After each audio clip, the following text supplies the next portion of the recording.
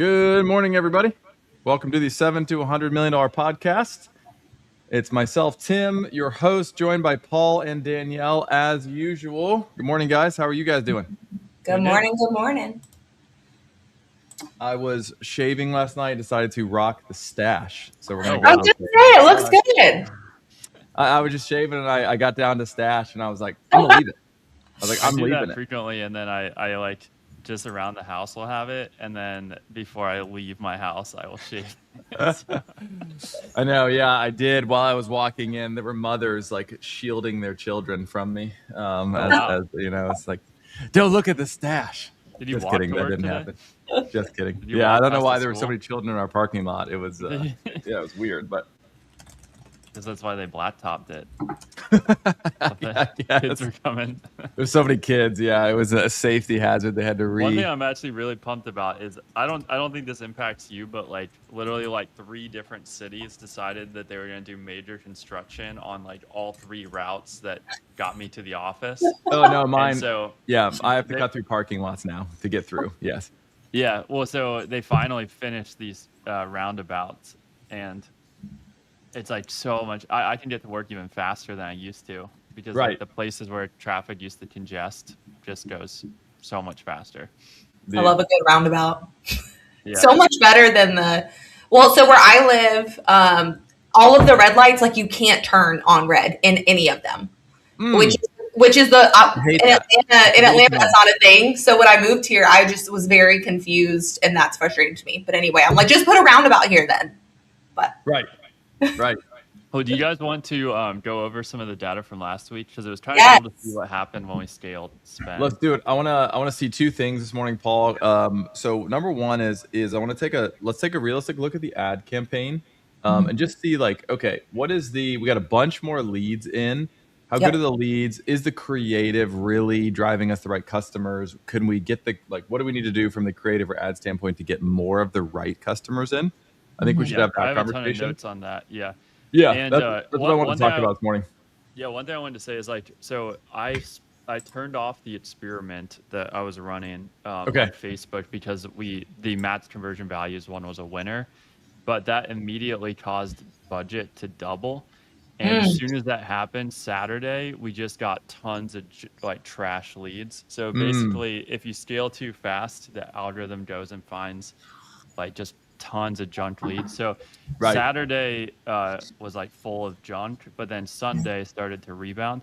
But the thing that the data is showing is that the percentage of good leads out of the MITs is going up. So I think like you see all these junk leads come in, but like the actual percentage that are good is actually going up. So it just feels like more junk because there's more volume, but the volume of good is actually going up quite a bit. So I can show that. Yeah, show it. So I was working on this also. Can you guys see my whole screen? yes. Yeah, you can zoom in a little bit would be good, just because it's going to be small. Okay, let me just see what. Okay, so this is like a new dashboard view I built to just give us direction on creative for each week. So like Okay. ads to kill, new tests, what they should be. But if we look at the last 8 weeks over 7-day periods, we can see the cost per good lead from Meta, and you can see how it has just been going down and down and down. So last week was our best week by far. Yeah. So we had 20 good leads out of 79 leads that came from Meta. Are we feeding back the data of like conversion value back to Meta? Yeah. And We are, that's okay. now so most of the week we're running an A/B test Okay. across match conversions versus match conversion values. And the match conversion values actually had equal number of leads, but it had substantially more good leads in it. So I killed the test, and now just the match conversion values one is running. So this week will be the first like view that we have of just that one running. Okay. So then what I wanted to show though is like if we look at the trends, so look at this yellow bucket. So this is 500 to 3.5K. You can see it was substantially higher than any week previously. So we had 27, and then our next best best week was 17. Then we had then 14, or sorry, 16. So that number is going up. And then our blue number 2 is 3.5 to 10, and that number is also going up. So 3 versus 1. So we're getting a lot more junk, but we're actually getting a higher percentage of good in that as well. But then the big difference between this week or last week and like previous weeks is the meetings booked. Like you can just see how crazy this is getting. Like 10 meetings booked in a day, 6 meetings booked yesterday, even without the SDRs calling them. Yeah.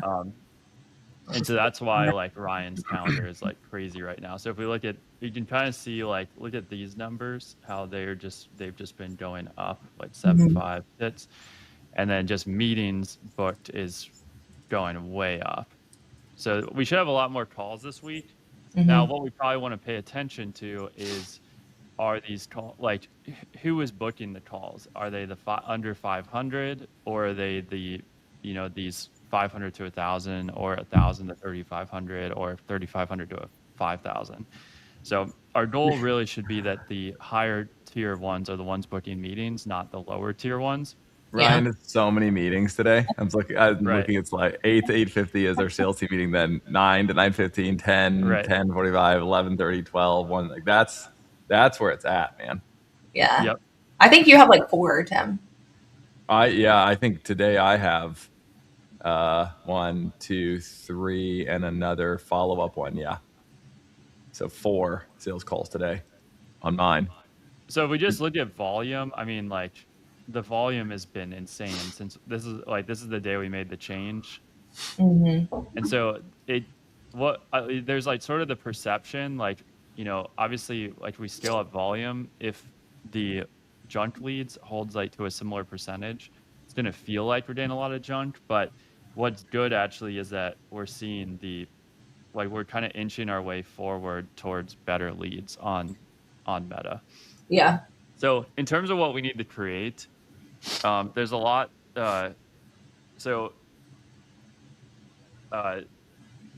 One, I created this view, so it actually uses AI to like transcribe the video and tell us like what all was in it.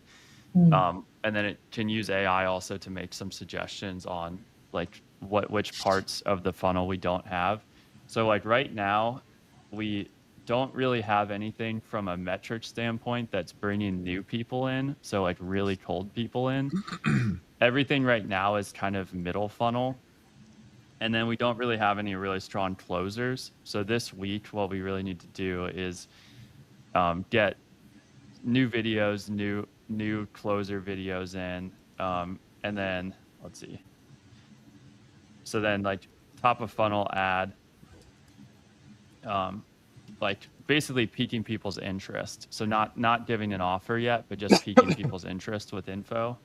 And then have you run our ads by Charles and seen what Charles has to say about our actual ad copy and like the videos themselves and like what could be better? Because I was thinking about this morning. It was like, all right, what's the one thing today we can do that'll move the business forward the most? And we're getting a bunch of leads.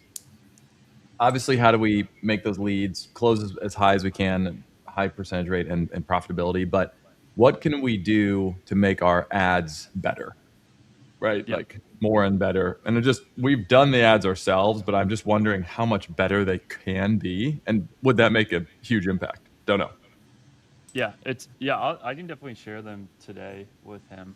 I also need to schedule a one-on-one with him this week. So I'll maybe go over everything with him.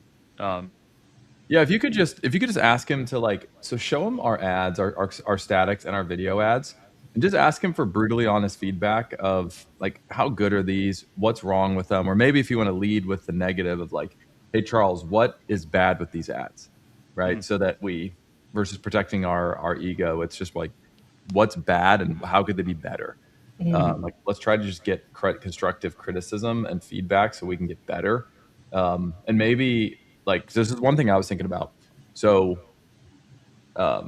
there can be such slight differences. I was watching basketball the other day and I was realizing great basketball players can create space for a shot with just a little body movement, right?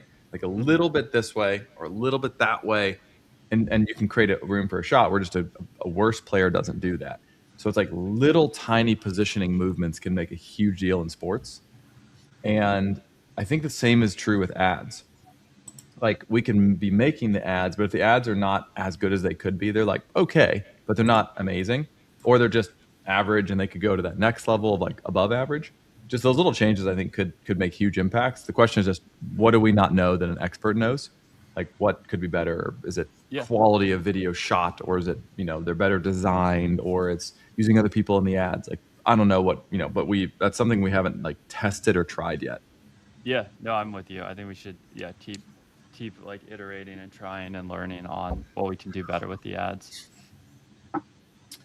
Would Charles be the right person to give us advice on that, or should we get advice? Like, should we seek out advice on the actual ads themselves? I mean, I think he could give pretty good advice on it.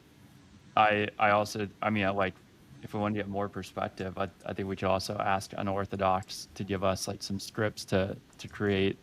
I think there's different options that we have. Okay. Yeah, I think that could be another thing that I think that could be something we really look into now. Is obviously this is working. Does the message, like the hook and the message of our ad, is it really geared and targeted towards the right buyer, right? And maybe we could analyze, Paul, is it possible for us to analyze of the buyers who've had more budget, have they more often come through the same type of pain point or ad copy where the creative is speaking to them, where we can learn from that? Yeah, I mean, it really hasn't been like there's been ads that have been clearly bad, but of the ads that actually produce for us, there's not necessarily like any statistical difference in terms of the junk versus good that we're getting today. So I think the only exception has been this marketing managers one, but this one kind of fatigued and stopped working for us. Yeah. It's this one here. Give us a second to load. I did make new variations of this one, by the way. Oh, well, this is static. I did make new statics. I made more videos. But yeah. So I had a couple things. So I was like watching Hormozi videos on lead quality and also other people, and we're doing almost all the major things that everybody says. Like don't just feed in conversions, feedback, conversion values based off of tiers. Call out your audience in your headline. One thing we are not doing that is an interesting strategy is to call out who's not our audience. So you could start a video and say, if you're only spending $500 a month on SEO, this video is not for you.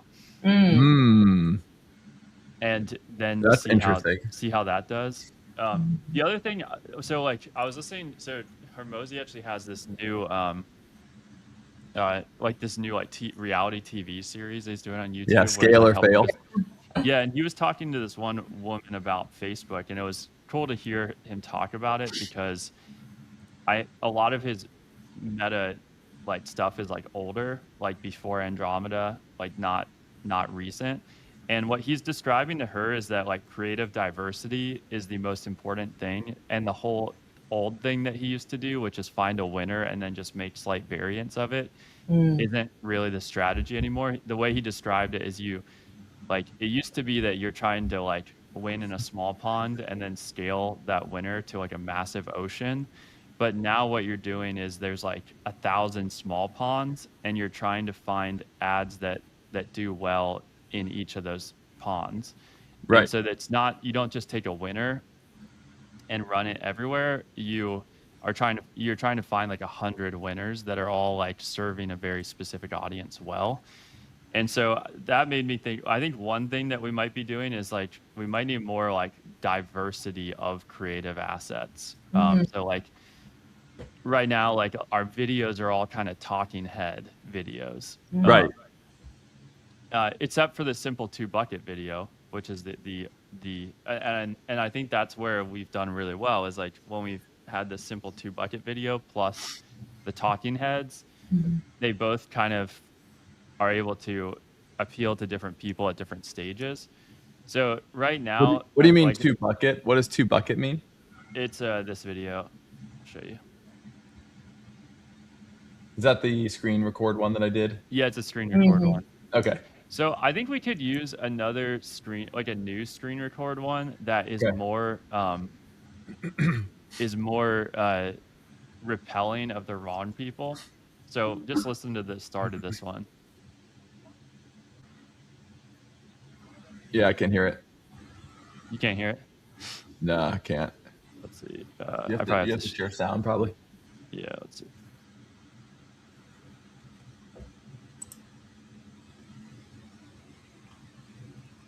Tim, what if you try to incorporate some of what we talked on Friday about the Nike and Starbucks is spending this, and the point making, if you're not spending a certain amount or a certain percentage, you're just not going to be successful. And Yeah, it's a really good. you could even share That'd be a good video, yeah. or do little clips of the thing that I created, the quiz, or just the quiz. That's a good idea. All right, Paul, there you go. Yeah, so see if you can hear this. Barely, yeah. It's like barely hear it. All right, so you basically say, "Are you a marketing manager?" But then also you say, "Or, do you do SEO, or do you love SEO?" And so I think this one, it could be like we could do a couple things differently at the start of a concept like this, which would be like, "Are you a marketing manager and you're spending more than $500 a month? If you're not spending more than $500 a month, this really is not for you." Right. So try. I think we could iterate on some of these ideas, and I would probably just do a totally different one. Write this what down. you cover on the screen over. We should do one of sitting outside or something. Yeah, do it totally outside. Outdoor one would be good. Yeah. Outdoor, sitting in a car. Yeah. On a roller coaster. That would probably get a lot of fits. Yeah, it's like just getting super blown around where it's like, hey, the mic's flying around everywhere. Yeah. I saw a video where, of how, roller coasters compared to SEO if you're not, Anyway, sorry. I saw a video this week where it was like some camp, but they were playing a game kind of like charades where they told someone that they had to like pretend to be something, and then the audience was watching. So they told the audience that the guy was going to come out and pretend to be going to the bathroom. And then they told the guy that he was supposed to come out and pretend like he was on a roller coaster. And so All right, so I'm gonna start the video by talking about who's not for $500. I could also talk about the different buckets of SEO spend and like what I would recommend. Mm-hmm. Yeah. SEO spend. Yeah, so I think what we could use this way. So we need about 3 new ads, 2 videos, but it'd be best if like we have 3 versions of each video. So do 3 videos that are identical, but change the opening hook basically of them. Oh, that's So change, like, I think the number one thing that we're solving for right now is how do we get fewer junk leads coming through? And so if you're going to do like a video, like a screen share video, do 3 different ways of trying to repel the wrong person and attract the right person. And then we'll run those in the lead campaign as a 3-2-2 to test how they do. What could do that is, instead of it being a little bit more accessible for everybody, making it a little bit more technical so that your more technical marketers are going to understand it, right? So if it's like, hey, your CAC from SEO is too high, your leads, you're getting 50, 60, 80 leads a month, but you need it to be 500 leads a month, right? You're struggling with link building and content creation. That's a good way to do it. So instead of I think you should do, why don't we do like one screen share where it's like specifically you calling out who it's for and who it's not for.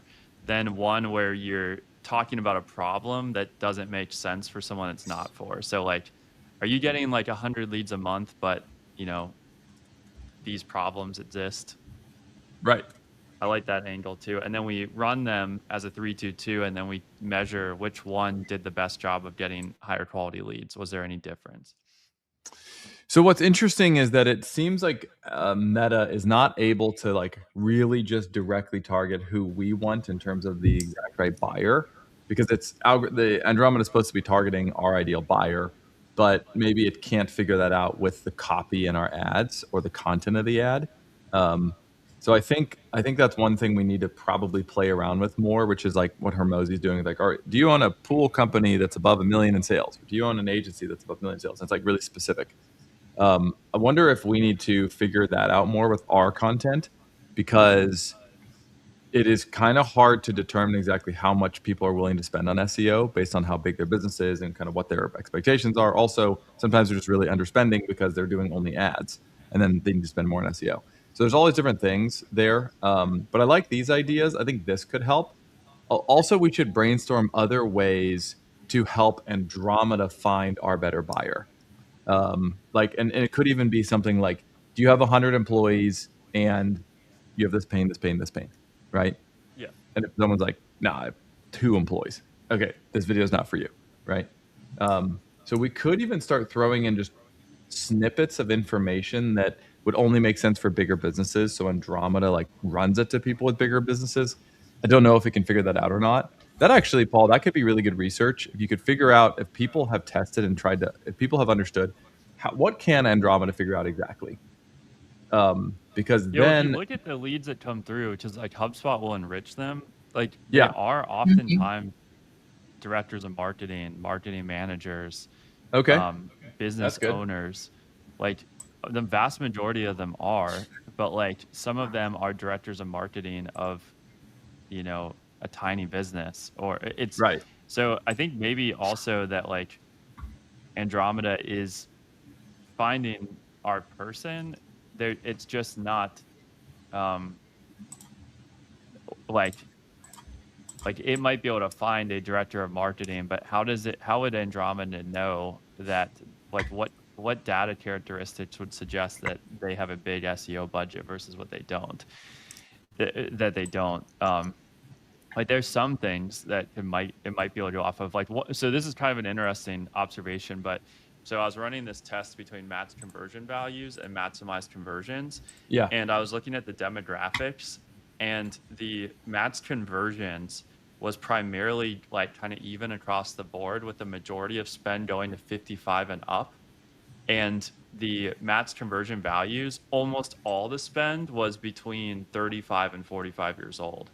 And so it was getting us these higher budget. It's been getting us like a higher percentage of high budget leads by going after 35 to 45 years old instead of Okay. the 55 to 65, which if you Interesting. think about it kind of makes sense, because there's a lot of these like smaller business owners that are, you know, 55 to 65 versus like an employee at a company that could bring us in is more in that smaller range. Right. All right, I gotta jump, but I think Paul, that would be. I think that's a really interesting idea. If you could find some research that's been done on Andromeda, if we can just better understand. Once again, that's why we've been so good at SEO, right? Is we really Yeah. understand the algorithm of Andromeda, of Google, right? What if we could really understand the algorithm of Andromeda, so we understood what it can and can't figure out, what it can and can't find? That would be really helpful because this could be an ad targeting issue. This could be an ad copy or creative issue. We don't actually, if we don't quite know what we're solving for right now, we can't diagnose the problem effectively. Yeah. So this I this guess could be one something to question dig though is into. like we're not that far. We're not off like what the normal expectations for meta traffic would be from like like that chart I sent you a couple days ago. Right. The like the number of people in each range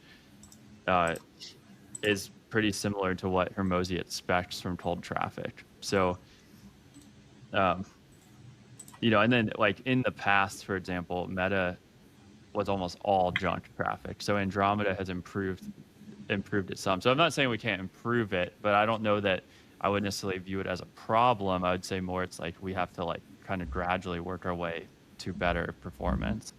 Just trying to see if we can learn from what other people have gleaned, right? Like this seems to work, this seems not to work. I think it'll allow us to better understand how to make our ads if we better understand Andromeda. But Mhm. all right, guys, I got to drop. It was great, and we'll talk tomorrow. So, yeah. All righty. See y'all.